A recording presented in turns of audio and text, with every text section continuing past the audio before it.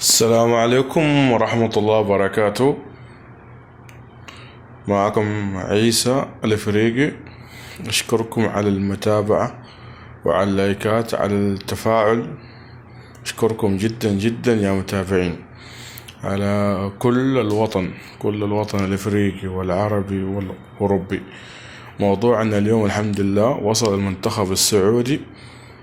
المنتخب السعودي على قطر الحمد لله على كأس العالم. وإن شاء الله بإذن الله نتمنى إن المونديال 94 إن شاء الله يتأهل دور 16، ونتمنى إن شاء الله دور 8 الحمد لله. ونهني كمان المنتخب الأولمبي بفوزه على غرب آسيا على قطر 3-1.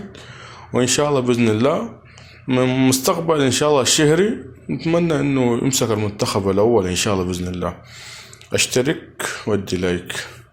إيش رأيك؟ اكتبوا لي في التعليقات كيف حظوظ المنتخب في كأس العالم. نتمنى إن شاء الله بإذن الله يوصل كأس دور 8 نتعدد دور 16. احنا طموحنا فوق إن شاء الله بإذن الله.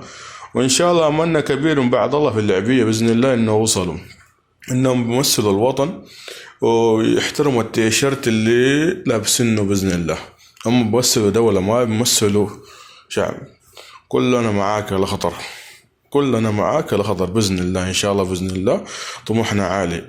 موضوعنا إن شاء الله أنت إن شاء الله بإذن الله اكتب في التعليقات إنه الأخضر وصل. راضي أنت عن الوديات؟ والله عن الوديات شفت أنا مع تاني وصيف كأس العالم، شايف أنا في التصفيات ومعسكرات لهم شهر. إن شاء الله بإذن الله حيوصلوا بإذن